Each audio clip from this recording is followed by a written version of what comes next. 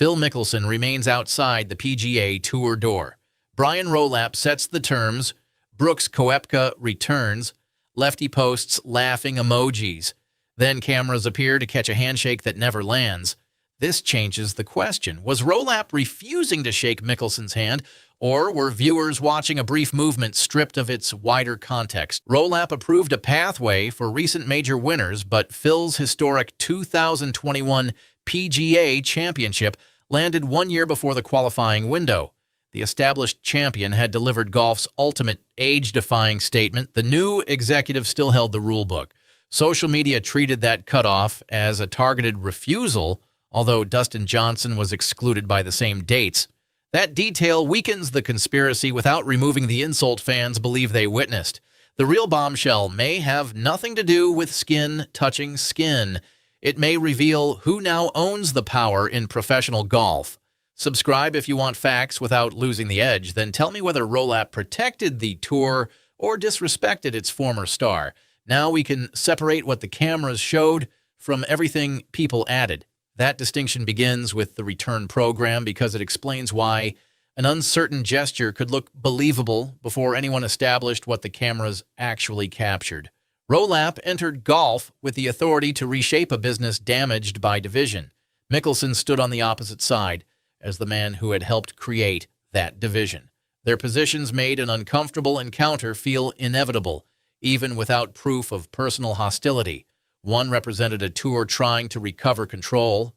The other represented the player who had challenged its control in public. By 2026, neither man needed to exchange angry words for fans to understand the distance separating them.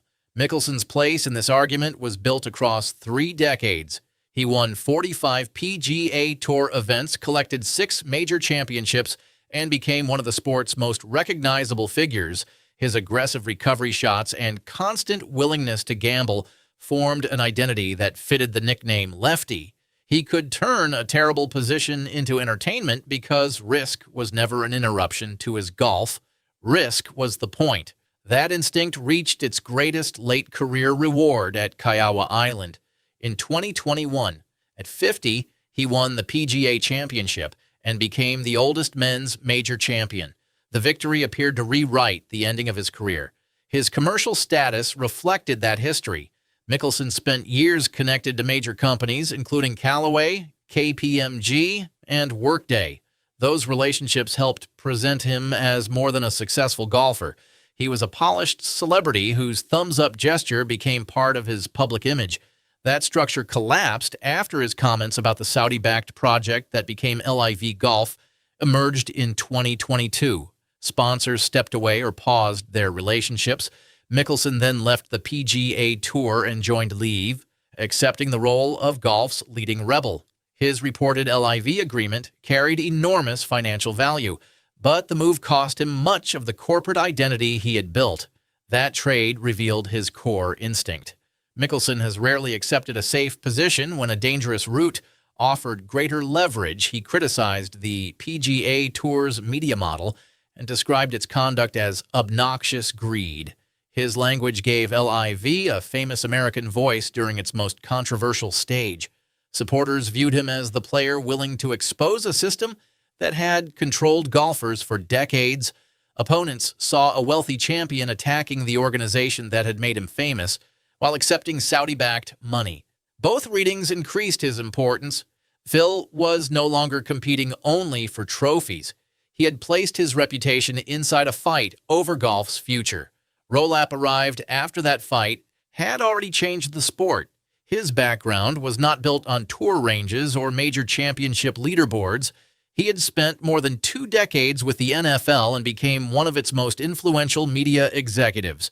The PGA Tour selected him as chief executive of PGA Tour Enterprises after a search involving important player and investor voices, including Tiger Woods and Adam Scott.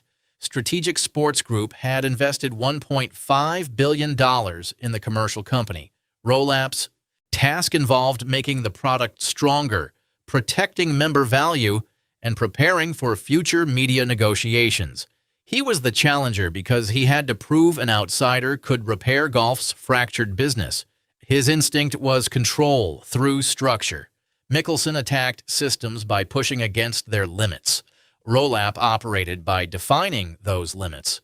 That contrast gave the returning member program its emotional force.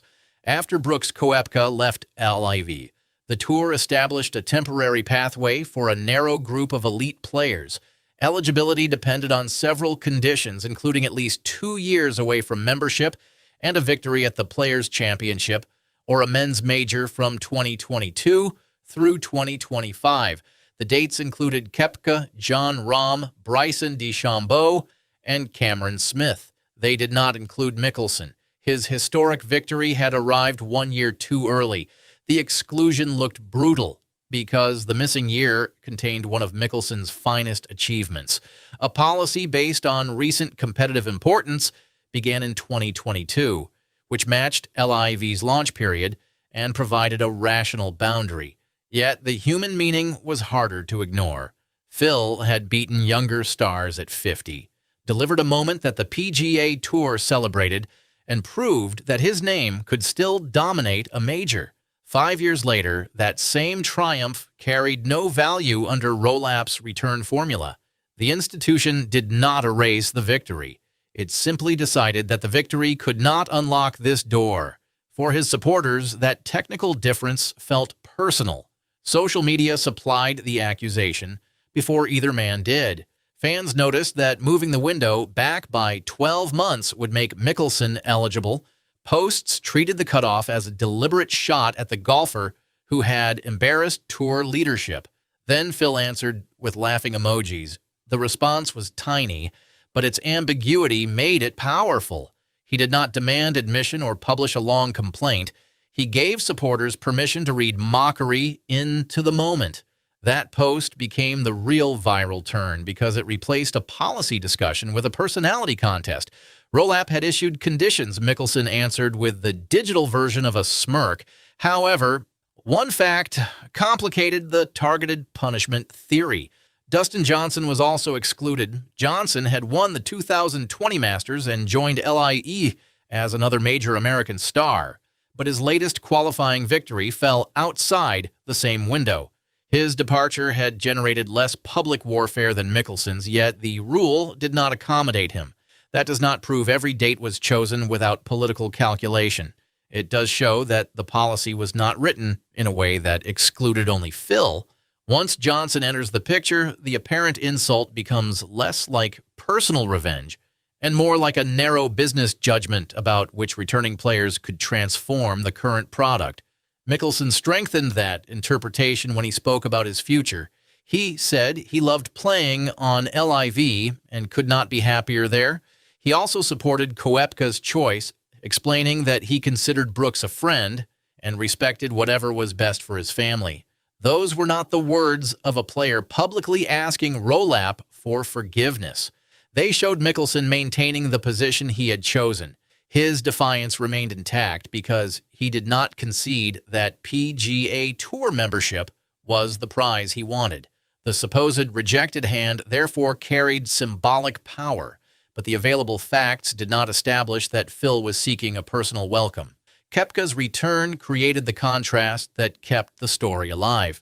He had won 2 PGA championships after joining Levy, preserving the recent competitive resume that the tour's formula valued. His route back was not a free pardon. He agreed to make a $5 million charitable contribution, accepted 5 years without access to the player equity program, and lost eligibility for the 2026 FedEx Cup bonus program. He also faced restrictions involving sponsor exemptions for signature events. The conditions allowed Rolapp to welcome a major star without telling loyal members that departure carried no cost. Koepka returned, but the tour controlled the price and presentation. The role of the current members matters because Rolapp was not negotiating with famous defectors in isolation. Every additional place in a tournament could affect a golfer trying to keep his card, earn ranking points, or secure employment for the next season. When Koepka entered fields through the special program, the tour adjusted field sizes so another eligible member would not simply lose a place. That protection reflected the political problem beneath the entertainment. Rolapp needed star power without making loyal players pay for someone else's return. A handshake for Phil, in this larger sense, would require more than courtesy. It would require a defensible competitive mechanism. Rolapp's public language stayed controlled. At the Players' Championship, he said live golfers knew the available pathways and that those pathways would remain until they changed. The statement lacked Mickelson's flair, which made it more effective as an institutional message. Rolapp did not need to name Phil. The eligibility list delivered the answer. Later, he acknowledged that the tour was considering possible routes for other LIV players while respecting their contracts. That flexibility prevented the door from becoming permanently locked. It also preserved his leverage. Any future reunion would occur through conditions designed by the tour, not through demands made by its former stars. This is where the alleged camera moment loses certainty, but gains meaning. No reliable reporting establishes that Rolapp deliberately refused Mickelson's handshake, without an authenticated sequence showing what happened before and after the movement. Intention cannot be extracted from a frozen frame. Rolapp might have been turning toward another person. Mickelson's arm might have been moving for another reason. Editing can remove the ordinary second that explains an awkward image. Calling the scene confirmed disrespect would replace investigation with invention. The lack of proof does not ruin the story because the verified institutional refusal is stronger than a moment of questionable etiquette. The real rejection occurred on paper. Rolapp's tour decided that victories within a defined recent window could justify exceptional treatment. Mickelson's greatest late-career result missed that window. The decision denied him the same immediate route offered to Koepka, even though Phil's wider PGA Tour legacy was considerably larger. Fans who called that disrespect were responding to a genuine imbalance between lifetime achievement and present business value. Rolapp was measuring what a player could bring into the tour's next phase. Mickelson's supporters were measuring what he had already given to its history. Both measurements were real, but the program recognized only one of them. Phil's laughing response protected the identity he had carried into Live. A direct complaint might have made him look eager to return. Silence could have allowed the tour to define his exclusion without resistance. The emojis occupied the middle ground. They suggested that the rule was too amusing to deserve a formal answer. Social media then did the argumentative work for him. Fans debated whether the cutoff was fear, revenge, or simple competitive logic. Mickelson remained at the center without stating an accusation he might later need to defend. The old showman had turned 3 small symbols into another round of attention. Rolapp's restraint served his identity just as well. He came from a league that treats media rights, access, and competitive structure as connected assets. Publicly trading insults with Mickelson would have reduced his authority to a personal feud. The program allowed him to make the same statement through policy. Koepka's acceptance validated that policy because an elite golfer agreed the cost was worth paying. Mickelson's absence reinforced it because a larger historical name did not automatically receive an exception. For Rolapp, power meant avoiding the theatrical fight. For Phil, influence meant ensuring the quiet decision still became theater. The money and branding around them sharpened the divide. The PGA Tour was distributing equity to players and attempting to build a more valuable commercial product after the SSG investment. Returning members could not be allowed to claim the same benefits immediately after leaving for lucrative LIV contracts. Mickelson had already exchanged traditional sponsor stability for the enormous opportunity and controversy attached to LIV. Koepka's penalties acknowledged that financial history. The dispute was never merely about where somebody played golf. It concerned who shared in future value, who absorbed the cost of division, and whether fame could overcome rules designed to reward loyalty. What the cameras caught, if the circulating image shows a real encounter, cannot establish everything viewers claimed. What the rules recorded is beyond dispute. Koepka qualified, accepted the cost, and returned. Mickelson fell outside the window and laughed online. Rolapp left open the possibility that pathways could change, but he offered Phil no personal exception. The balance of power had moved away from the man whose departure once shook the PGA Tour. That shift explains why viewers were ready to see rejection in a gesture before its context was known. They were watching history through one uncertain frame. The final judgment depends on which form of fairness matters more. Rolapp can be defended for using recent performance, imposing consequences, and protecting members who stayed. He can also be criticized for creating a window that undervalued one of the most remarkable major victories ever produced by an older golfer.